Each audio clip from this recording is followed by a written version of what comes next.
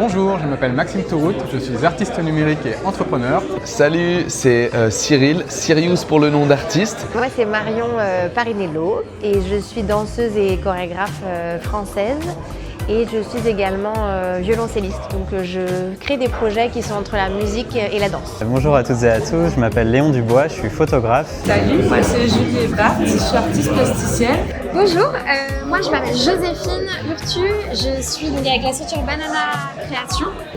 Et moi je m'appelle Laetitia. Mon projet Audisart, c'est de faire une grande tournée pan-canadienne pour faire de la danse et de la technologie avec les artistes locaux. Le projet Audisart que j'avais en 2023, j'ai été lauréat, c'était d'aller enregistrer un album franco-québécois pour mixer un maximum de sonorités et faire participer un maximum de personnes pour créer des ponts musicaux entre nos deux territoires. Mon projet s'appelle À la rencontre des méduses et c'est un projet documentaire réalisé par Robin Parinello. On a réalisé ce projet autour d'une création que je fais avec Sandrine Martel-Laferrière qui est une danseuse de Montréal. Elle fait de la gigue contemporaine, donc un mélange de gigue québécoise et danse contemporaine. Et moi étant aussi musicienne, j'adore relier la danse contemporaine et le rythme, les percussions corporelles. Et donc on s'est retrouvés sur cette connexion avec le rythme et donc on a créé des capteurs sur le corps qui déclenchent en fait des sons, les sons qu'on choisit. Donc ça peut être des sons harmoniques, des sons rythmiques et on crée toute une danse, toute une gestuelle rythmique autour de ça et autour des méduses, cette espèce d'animal assez fabuleuse. Depuis 4 ans, je retourne dans l'ensemble des lieux du monde où est passé Antoine de Saint-Exupéry. Donc je fais une grande enquête photographique et participative autour du Petit Prince aujourd'hui et que signifie le Petit Prince pour les habitants du monde entier. Je suis lauréate de Audisart 2025 cette année avec le projet Robot Fabuleux qui consiste à faire des sculptures animées en partant de fossiles en 2D et en essayant d'en faire des sculptures en 3D, donc animées soit par impulsion d'air avec des matériaux à comportement qui changent de forme dans du liquide ou avec des changements de température. Et pour ce partenariat, je vais travailler avec Nicolas Rives qui travaille à l'UQAM à Montréal et avec tout le réseau Hexagram. On a créé un projet qui s'appelle Manitou qui est du conte immersif, un projet art numérique et moi j'ai fait la musique, donc j'ai écrit la musique et je l'ai aussi designé dans une spatialisation en 360. Et moi je m'appelle Laetitia, je suis la conteuse sur ce projet et donc j'ai composé le récit et je le raconte.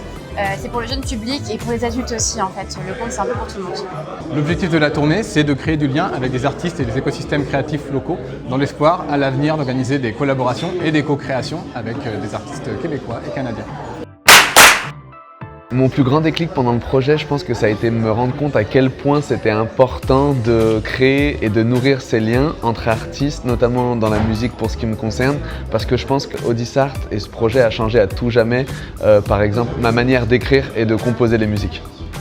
Pendant le projet, mon plus grand déclic, ça a été la découverte d'une archive inédite de Saint-Exupéry. En 1942, il est invité par le maire de Montréal à signer le livre d'or de la ville. Et donc j'ai retrouvé ce livre dans les archives municipales et à la page du 30 avril 1942, on voit la signature de Saint-Exupéry.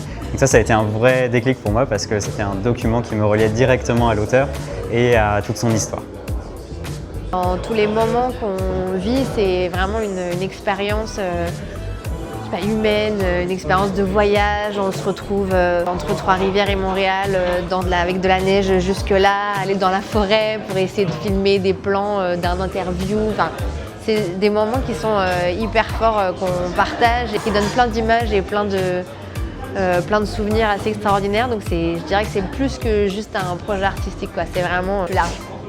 Je pense que le déclic dans ce projet, c'est la conscience du fait que parfois ça peut prendre beaucoup de temps pour produire un projet et que ce à quoi on aurait espéré ou ce qu'on aurait attendu par rapport aux partenaires ou au timing, en fait il y a toujours des imprévus comme je sais pas, des travaux ou des choses qui se passent pas comme on l'aurait souhaité, mais que les projets se font quand même si ça prend plus de temps, même si ça n'a pas le format tout à fait qu'on aurait prévu et savoir cette résilience et le fait de pas lâcher, ça a quand même été un déclic plutôt positif. Pour moi, le déclic, c'était d'avoir de l'espace. Parce qu'en fait, on a joué dans un endroit où on n'a jamais eu autant d'espace libre et disponible autour de nous, dans des conditions techniques qui étaient assez idéales, voire complètement top. Et moi, ça m'a permis de connecter au public différemment et de leur proposer aussi d'autres interactions, des chorégraphies, des vrais temps de méditation. Enfin, en fait, de prendre vraiment l'espace avec les corps. Et du coup, avec Joséphine, c'est là-dessus qu'on a travaillé. C'est vraiment sur comment le récit et le corps se passent le relais, les deux. En un mot, mon expérience Audissart, c'était exceptionnel. Alors en un mot, je dirais voyage.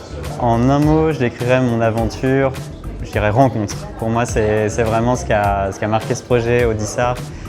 Donc en allant dans différents lieux au Québec où est passé Saint-Exupéry. Et j'ai rencontré plein d'acteurs culturels, de personnes qui m'ont vraiment inspiré à la fois photographiquement et aussi pour m'accompagner dans la recherche d'archives, de documents. Donc voilà, c'est les rencontres. En un mot, le projet Audissart pour moi c'était une ouverture.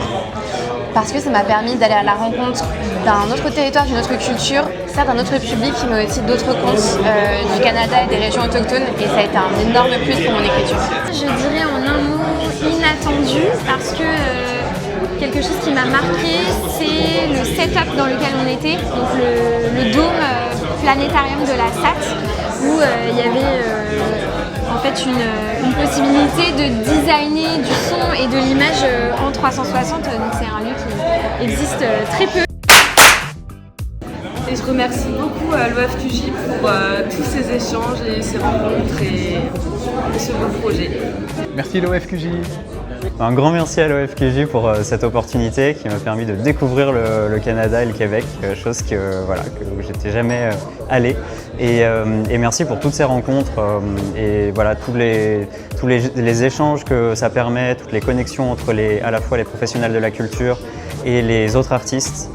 Donc ça permet vraiment de faire des ponts entre les différentes frontières. Donc c'est vraiment un grand merci pour tout ça. Merci l'OFQJ.